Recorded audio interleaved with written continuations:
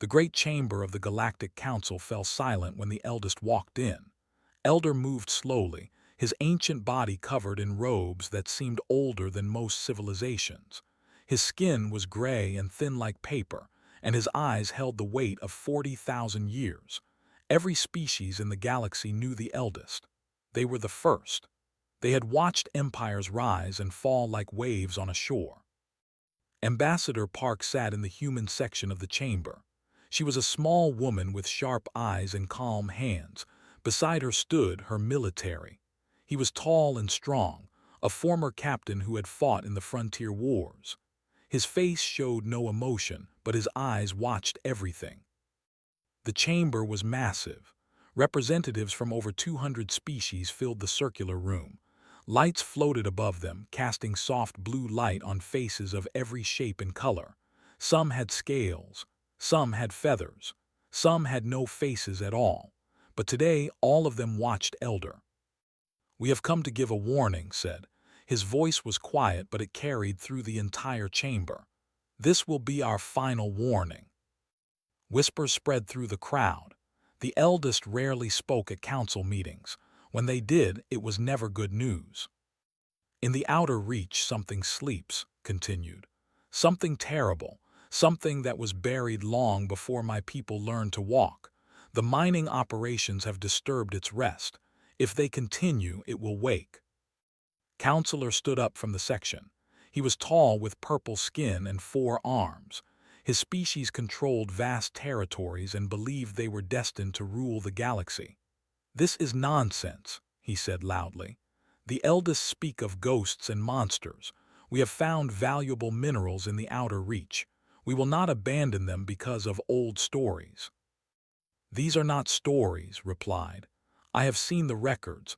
I have touched the stones that hold the memories. What sleeps in the outer reach was created to destroy. It was built by beings who are now dust.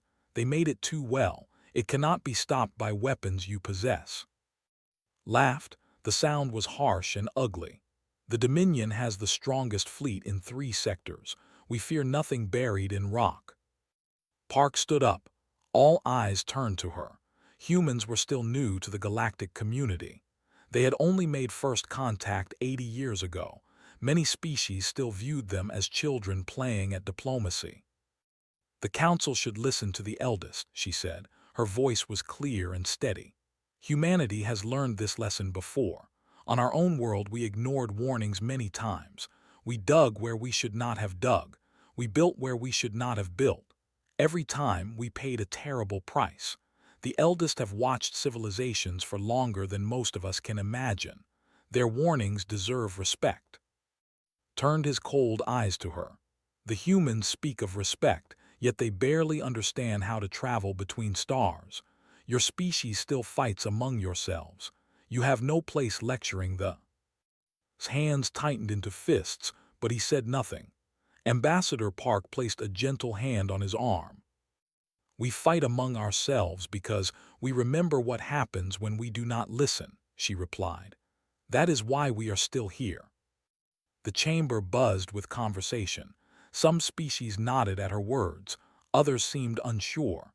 The delegation looked angry. Elder raised one thin hand and the room fell silent again. "We have given our warning. They will do as they choose. But know this, when the awakening comes, when that ancient horror rises from the dark, you will face it alone.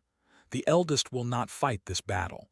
We are too old and we have seen too much death." "Then leave," said with contempt. "Run back to your dying world. The strong do not need the weak." Did not show anger. His face remained calm, almost sad. "We are not weak, counselor. We simply know which battles cannot be won with strength." He looked around the chamber one last time. "This is our final warning. What happens next is in your hands." The eldest delegation began to walk out. The chamber erupted in noise. Species argued with each other. Some demanded action. Others dismissed the warning entirely. Leaned close to Ambassador Park. "They are not going to stop," he said quietly. "I received intelligence this morning. They have already begun deep drilling operations. They started 3 days ago." Park closed her eyes for a moment. Then they have already chosen their fate, and possibly ours as well.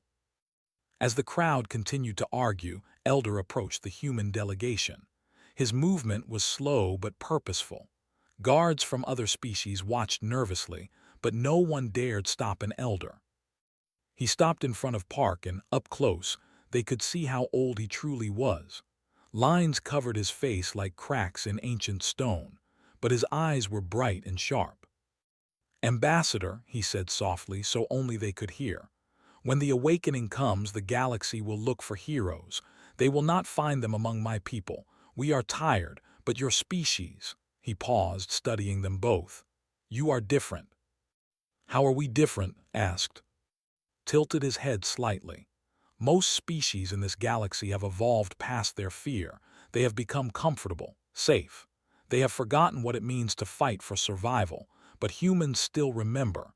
You carry your fear with you, and yet you do not run from danger. You run toward it." "Some would call that foolish," Park said.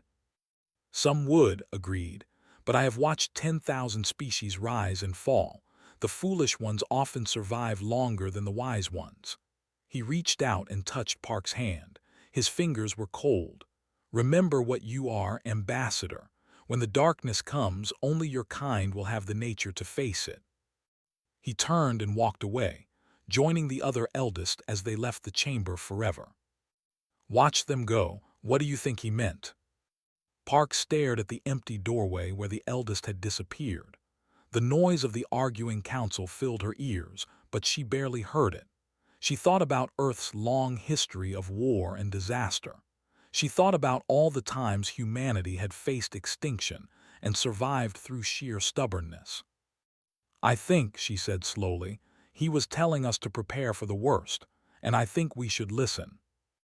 Outside the viewing windows, the stars burned cold and bright. Somewhere in the outer reach, drilling machines pushed deeper into the rock. Somewhere in the darkness, something ancient began to stir. The warning had been given. The warning had been ignored. Now all they could do was wait for the storm. 3 months had passed since the eldest walked out of the Galactic Council. In that time, they had expanded their mining operations in the outer reach. They had built bigger machines. They had dug deeper holes. They had ignored every warning. Stood at her observation post on planetoid KR7741. She was sent by Earth to study the strange rock formations in this distant corner of space. They had allowed a small human research team to stay, mostly because they wanted someone to witness their success. Was young, barely 30 years old, with curious eyes and quick hands. She spent her days studying geological samples and writing reports that nobody seemed to read. But lately, she had noticed something troubling in her data. "The readings are wrong," she said to herself, staring at her screen. The seismic sensors showed movement deep underground, not the normal shifting of rock but something rhythmic, almost like breathing. She took her findings to Overseer, the commander of the mining operation. His office was carved from the rock itself, filled with maps and charts showing the mineral deposits below. "Your sensors are broken," said without looking up from his work. His purple skin gleamed under the harsh lights. "There is nothing alive down there. Nothing has been alive on this rock for millions of years." "The patterns are consistent," insisted. "Something is moving, something big." "Then it is geological activity, nothing more." Finally looked at her with cold eyes. "Human, you are here as a guest. Do not waste my time with ghost stories. The eldest already tried that. We are not interested." Left his office feeling frustrated and afraid. She walked through the mining complex, past workers and massive drilling machines. The ground vibrated beneath her feet from the constant digging. Somewhere far below, drills pushed through ancient stone. She found Commander in the human quarters. He was the captain of the research vessel Persistence, which orbited the planetoid above them. Was an older man with gray in his hair and worry lines around his eyes. He had served in the Navy for 20 years before taking this posting. "Won't listen," told him, "but something is wrong here, I can feel it." studied her data on his tablet. His frown deepened as he scrolled through the readings. "These patterns look almost artificial," he said slowly, "like something responding to the drilling." "That is what I thought," agreed. "What if the eldest were right? What if something is actually buried down there?" Before could answer, alarms started screaming throughout the complex. Red lights flashed on every wall. Workers began running in all directions, shouting in languages did not understand. She grabbed a passing technician. "What is happening?" "The drill broke through," he said, his eyes wide with fear. "It broke through into something hollow, something massive," and ran to the main control center. Screens showed images from cameras attached to the deep drilling equipment. What they saw made blood turn cold. The drill had punched into an enormous underground chamber. It stretched for kilometers in every direction, and in the center of that chamber sat something impossible. It was metal and stone fused together, shaped like nothing had ever seen. It was bigger than a city, and it was starting to move. "Get everyone to the ships," ordered immediately. "Now, every human leaves this rock in 10 minutes. Overseer appeared on the screens, his face twisted with confusion. "What is that thing? Our records show nothing about any structure here." "It is what the eldest warned you about," said quietly. The machine in the chamber began to glow. Energy pulsed through lines carved into its surface. Ancient systems woke from their long sleep. Sensors detected the movement above, the drilling, the life, and it responded. The ground shook so hard that fell to her knees. Cracks appeared in the walls of the control center. Through the observation windows, she saw the surface of the planetoid breaking apart. The machine was rising. Pulled her to her feet. "We have to go right now." They ran through collapsing corridors. Workers screamed around them. Some tried to reach escape pods. Others simply stood frozen, unable to understand what was happening. The machine continued to rise, pushing through rock that had covered it for millions of years. The human team made it to their shuttle just as the roof of the landing bay started to crack. Threw himself into the pilot seat and launched them into space seconds before the bay collapsed entirely. From orbit, they watched the horror unfold. The machine emerged from the planetoid like a creature being born. It was even larger than had thought. Its shape hurt her eyes to look at, angles and curves that did not follow any geometry she knew. Weapons systems that had waited countless ages came online. Energy gathered around it like a storm. The warships arrived. 23 battle cruisers, the pride of their fleet in this sector. They opened fire immediately. Missiles and energy beams struck the machine from every direction. None of it mattered. The machine absorbed the attacks, it studied them, it learned, then it responded. A single pulse of energy swept outward from the machine. 23 warships became 23 clouds of expanding debris in less than 3 seconds. The fleet was gone. "All power to engines," commanded. "Maximum speed, get us out of here." The Persistence turned and fled. Behind them, the machine hung in space, growing brighter as it absorbed energy from the planetoid's core. The rock began to crack and break apart, feeding the ancient weapon. Worked frantically at her station, analyzing every reading she could capture. "Commander, I am seeing its structure now. The design, it is not just a weapon." "What do you mean?" "It is designed for extinction," she said, her voice shaking. "The power systems, the weapon configurations. This thing can destroy entire star systems, and it is heading toward populated space." His face went pale. He opened an emergency channel, maximum power aimed at Earth. "This is Commander of the research vessel Persistence. We are transmitting all data on an alien weapon designated Code Black. The eldest warning was accurate. Something has awakened. It destroyed the fleet in seconds. It is heading toward the inner colonies. Humanity must prepare for war." Behind them, the machine finished consuming the planetoid. The rock crumbled to dust, and the weapon pulsed with terrible light. Then it began to move, accelerating toward the heart of the galaxy, toward billions of lives, toward worlds that had no idea what was coming. Watched it grow smaller in the distance, but she knew it was only the beginning. The eldest had warned them, they had not listened, and now the entire galaxy would pay the price. "What do we do now?" she asked quietly. Stared at the stars ahead, his jaw tight. "We go home, we tell them everything, and then we fight. Can we win?" He was silent for a long moment. "I do not know, but humans have never let that stop us before." The Persistence flew on through the dark, carrying the terrible news toward Earth. And somewhere behind them, the Reaper continued its ancient mission of destruction. The war room of Sol Orbital Station was filled with grim faces. Admiral stood at the center table, her silver hair pulled back tight, her uniform perfect despite 3 days without sleep. Around her gathered the most powerful military leaders on Earth. On screens that covered every wall, representatives from the Galactic Council watched with fear in their eyes. 3 colony worlds destroyed, Admiral said, her voice cutting through the silence. 12 billion dead. The weapon we have designated the Reaper continues toward the inner systems. At current speed, it will reach thee in 18 days. The holographic display showed the Reaper's path of destruction. Each red dot marked a world that no longer existed.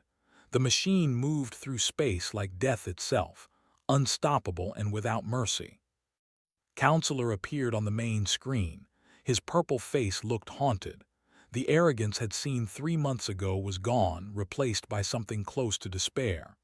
"We have sent our greatest fleets against it. Nothing works. Our weapons cannot damage it. Our shields cannot stop it. We have lost over 400 ships." "The Galactic Council must unite," another voice demanded. It was a representative from the collective, a peaceful species known for their technology. "All species must send their forces to stop this threat." Silence followed this suggestion. Admiral watched as species after species made excuses. They were too far away. They had defensive agreements that prevented them from offensive action. The fleet was outdated. Everyone had reasons to stay out of the fight. "Cowards," muttered. He stood behind Ambassador Park, his arms crossed over his chest. "They will let the galaxy burn rather than risk their own ships." Admiral raised her hand for quiet. "What about the eldest?" she asked. "They knew about this weapon. They must know how to stop it." Grand Arbiter, the neutral overseer of the council, shook his head slowly. "The eldest have withdrawn completely. They answer no communications. Their worlds are sealed. They said this was our burden to carry." Park stepped forward. "Then humanity will carry it."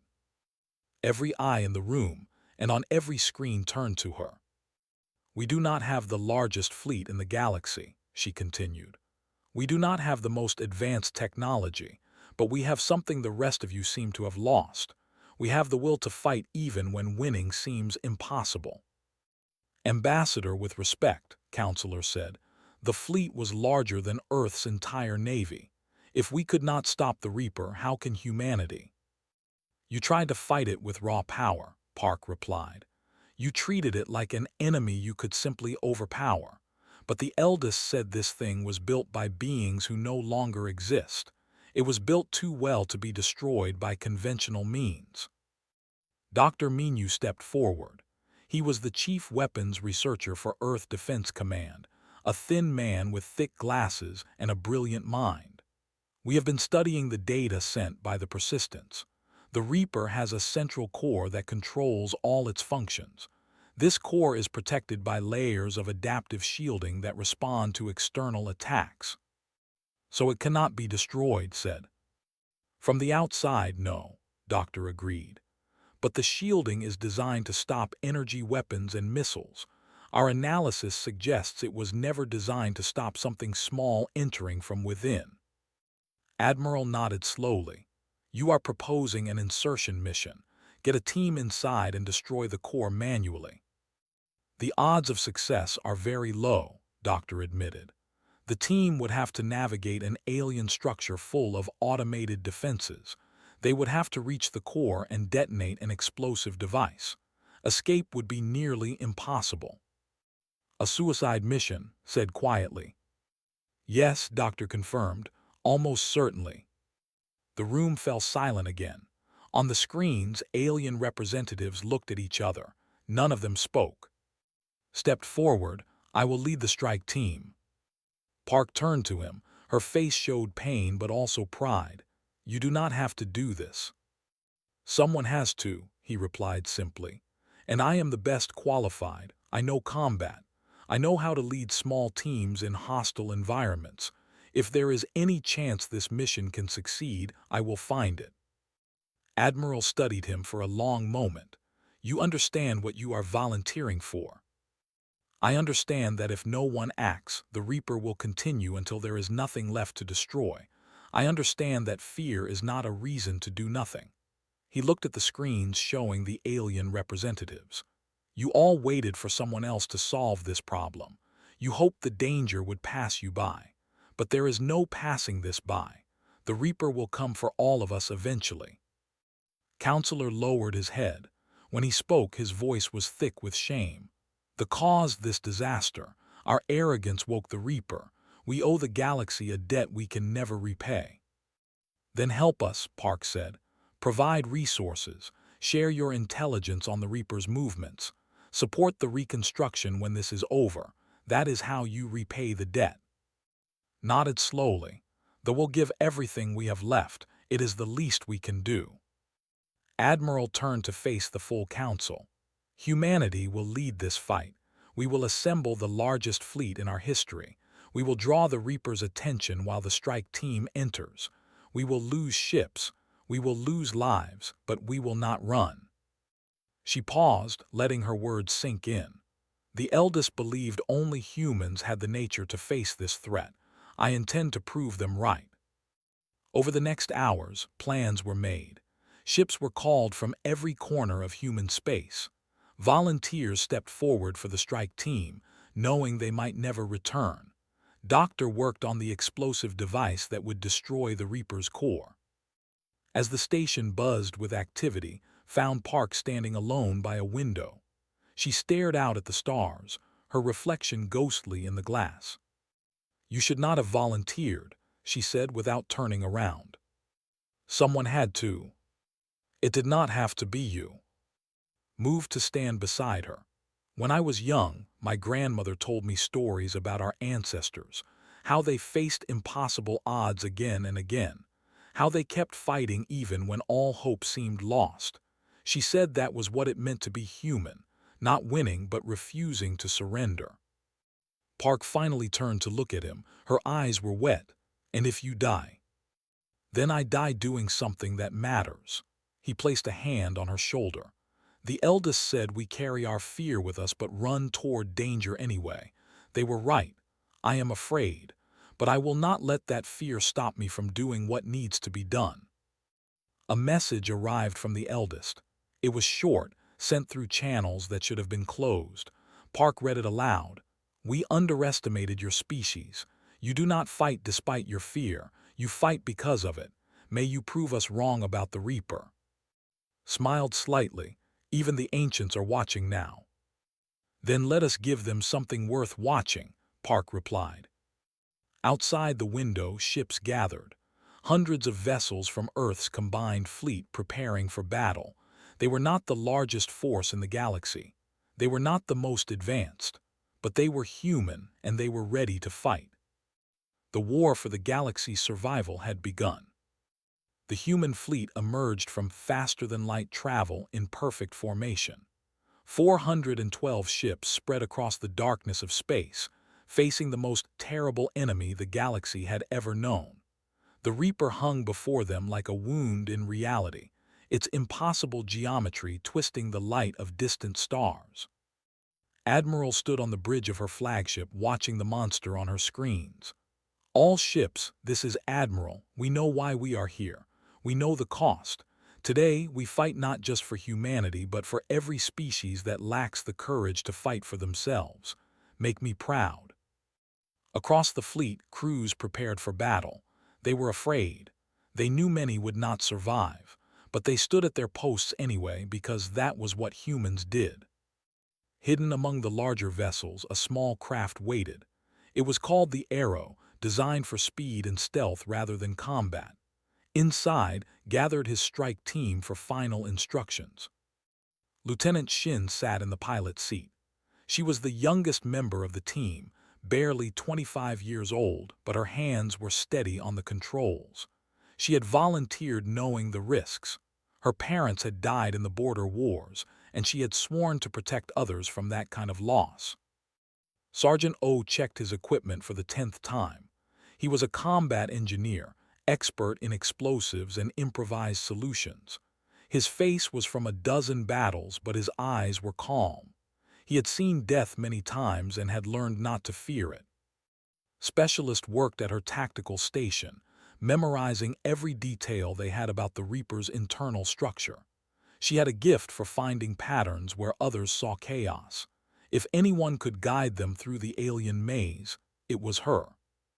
The fleet will engage the Reaper in 3 minutes, told them. Their job is to keep the weapon focused on external threats. Our job is to get inside, reach the core, and destroy it. What are our odds? Asked. Low admitted, but not zero, and that is enough. The battle began. Admiral's fleet attacked from multiple directions. Missiles streaked through space. Energy weapons painted lines of fire across the darkness. The Reaper responded instantly, its own weapons cutting through ships with terrible precision. The Arrow launched during the chaos, using the debris of destroyed vessels as cover, flew with impossible skill, weaving between explosions and wreckage. The Reaper's sensors were focused on the larger threats. The small insertion craft slipped through unnoticed. Coming up on the hull, reported, looking for an entry point. Studied her screens. There, Section 7. The surface is damaged from an earlier attack. The armor is weak. The Arrow dropped toward the Reaper's surface. Up close, the weapon was even more terrifying. Its hull seemed to shift and move, patterns flowing across its surface like living metal. Found the damaged section and set down as gently as she could. We are on the hull, she said, beginning breach. Used cutting tools to burn through the weakened armor. The metal screamed as it parted, releasing air that had been trapped for millions of years. One by one, the team dropped through the hole into the Reaper's interior. Inside was darkness. Their lights revealed corridors that twisted at wrong angles, walls covered in symbols no human could read. The air was cold and dead. Nothing had breathed here for longer than human civilization had existed.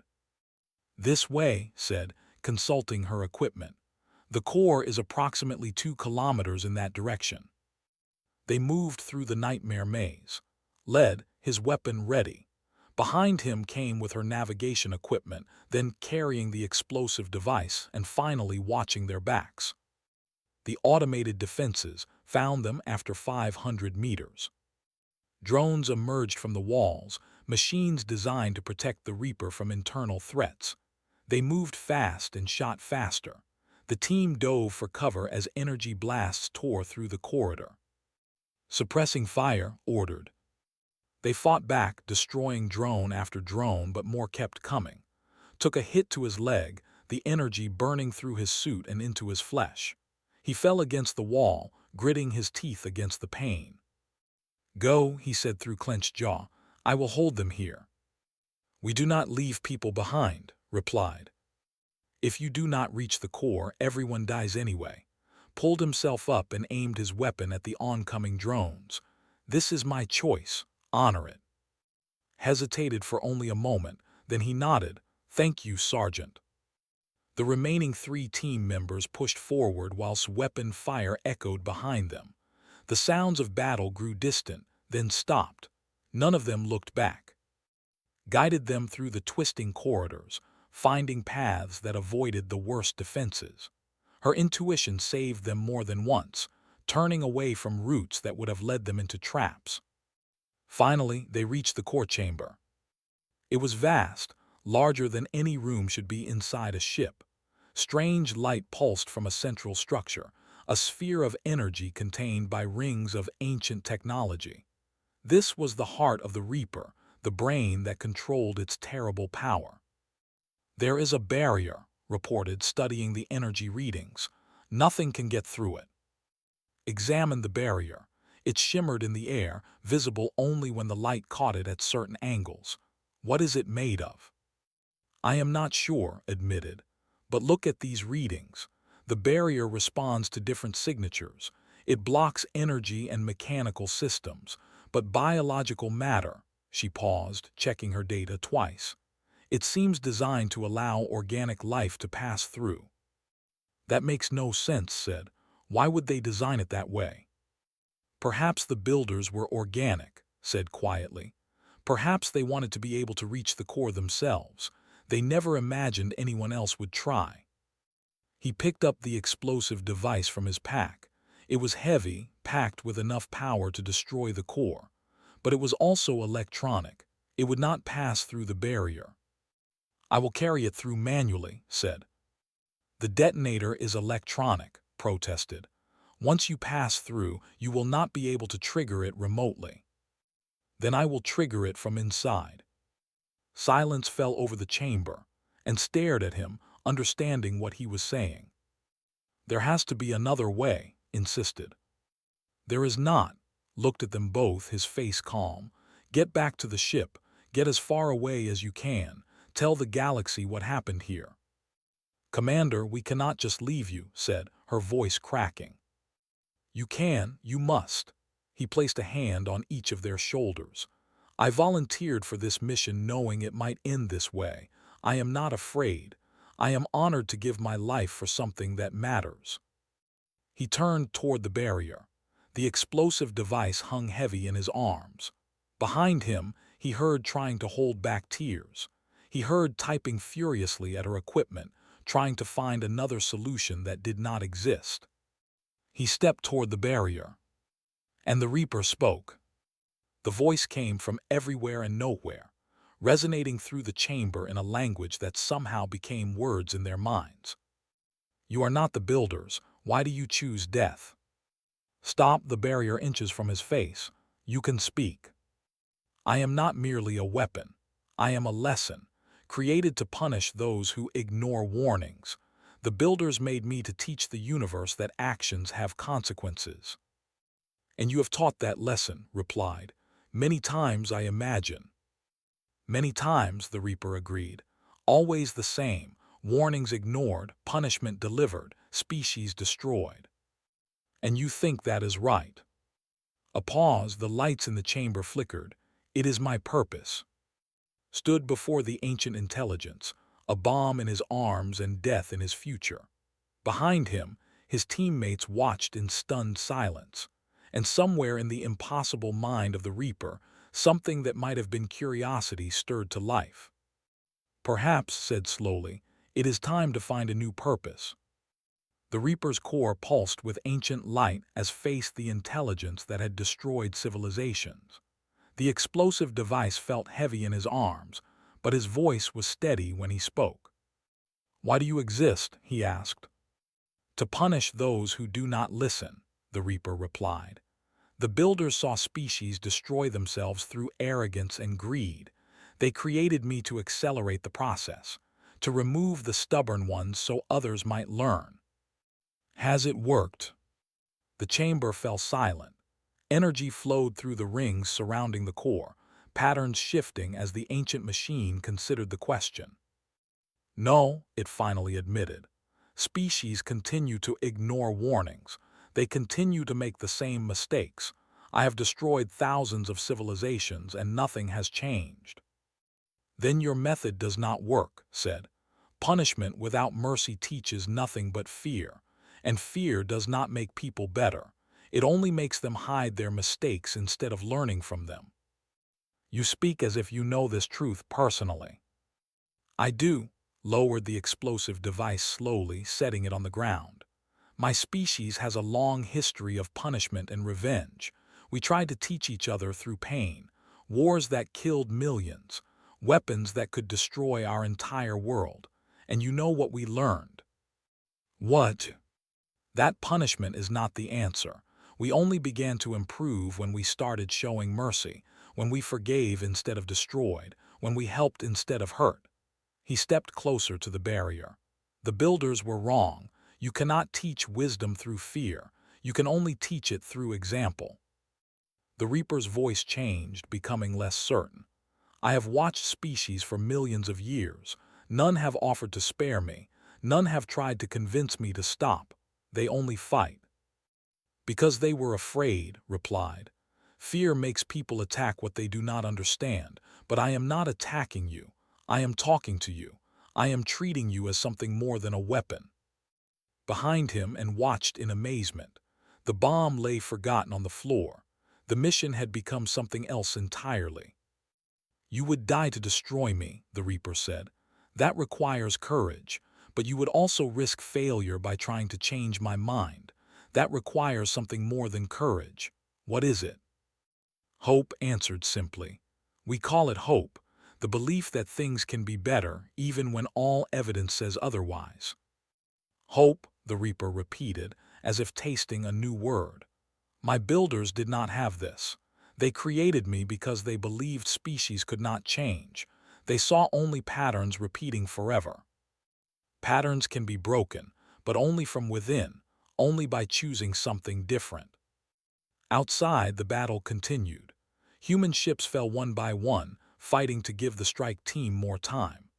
Admiral watched her fleet shrinking, waiting for word from inside the Reaper, waiting for the explosion that might save them all. But there was no explosion. Instead, something unexpected happened. The Reaper stopped firing. On every ship, on every screen across the fleet, humans watched as the terrible weapon went dark. Its weapons powered down. Its engine stopped. It simply drifted, silent and still. What is happening? Admiral demanded. No one could answer. Inside the core chamber, the Reaper spoke again. You came here to die. You accepted your death as the price for stopping me, and yet you chose to spend your final moments trying to change my mind instead of fighting. Fighting would only prove that nothing can change, said, but this conversation proves the opposite. You are listening. You are thinking. You are considering a different path. That means change is possible. If I stop, I betray my purpose. I become meaningless. No, you become something new, something the builders never imagined. Reached out and touched the barrier. It rippled under his fingers like water. You can be a witness instead of a weapon. You have seen thousands of civilizations rise and fall. You have knowledge that could help others avoid the mistakes of the past. Use that knowledge. Teach through wisdom instead of destruction. The core pulsed brighter. Energy flowed faster through the ancient systems. The Reaper was thinking, truly thinking, for perhaps the first time in its long existence. Your species is strange, it finally said. You are weak and short-lived. Your technology is primitive, and yet you came here with hope instead of hatred. You offered me choice instead of death. That is what makes us human, replied. A long pause followed. Then slowly the barrier began to fade. I am tired, the Reaper admitted. Tired of destruction, tired of watching species repeat the same mistakes, tired of being alone. The barrier disappeared completely. I will stop, not because you forced me, but because you showed me another way. Felt tears on his face. He had come here expecting to die. Instead, he had done something impossible. What will you do now? He asked. I do not know. I have never had a choice before. This is a strange feeling. The lights in the chamber softened. Perhaps I will watch your species. You interest me. You carry fear and hope in equal measure. I want to see which one wins. Touched her communication device. Arrow to fleet. The Reaper has stood down. Repeat, the Reaper has stood down. Do not fire. The message spread through the fleet, then to the Galactic Council, then to worlds across the galaxy. The weapon that had destroyed civilizations had chosen peace, and it had been a single human who made it possible. 3 weeks later, the Galactic Council gathered for a ceremony unlike any before. Stood at the center of the great chamber, surrounded by representatives from hundreds of species. Ambassador Park stood beside him, her eyes bright with pride. Admiral delivered a speech that would be remembered for centuries. She spoke of sacrifice and courage. She spoke of hope in the face of impossible odds. She spoke of what it meant to be human. "We did not defeat the Reaper with superior weapons or greater numbers," she said. "We defeated it with something far more powerful: compassion, understanding, the willingness to see an enemy as something more than a target." Counselor approached afterward. The leader looked different now, humbled by everything he had witnessed. "I owe you an apology," said. "I dismissed your species as weak and foolish. I was wrong. You showed more strength in one conversation than my people showed in all our battles." "We all make mistakes," replied. "What matters is learning from them." The eldest appeared at the ceremony, emerging from their long silence.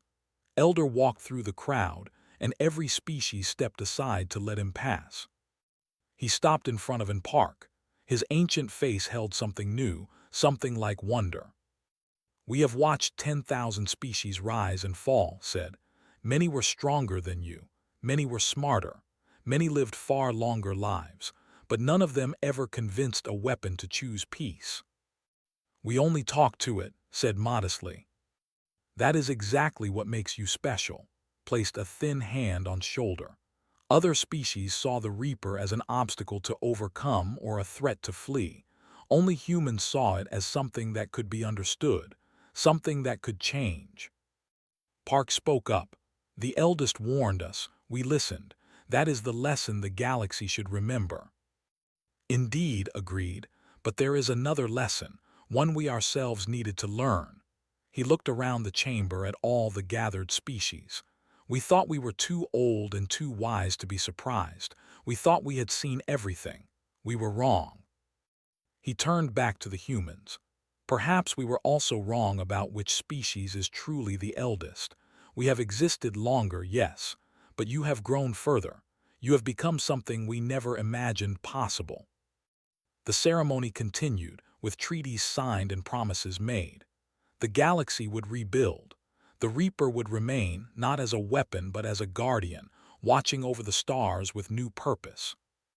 And humanity would take its place among the great species of the galaxy, not because of their technology or their strength, but because of their hope. In the observation deck of the Council Station stood alone, watching the stars. He thought about Sargent, who had given his life so the mission could continue. He thought about all the soldiers who had died in the battle. Park found him there. "What are you thinking about?" "Whether we deserved this victory," he admitted. "So many died. They died so that others could live. They died for hope." She stood beside him, looking out at the same stars. "That is the most human thing of all, sacrificing today for a better tomorrow." Somewhere in the darkness, the Reaper drifted among the stars it had once threatened. Its weapons were silent. Its purpose was changed. And inside its ancient heart, something new had taken root. The galaxy had been given a second chance. It was up to every species to make sure it counted. But if the eldest were right, if humans truly were special, then maybe there was reason to believe tomorrow would be better than today. There was always reason to hope.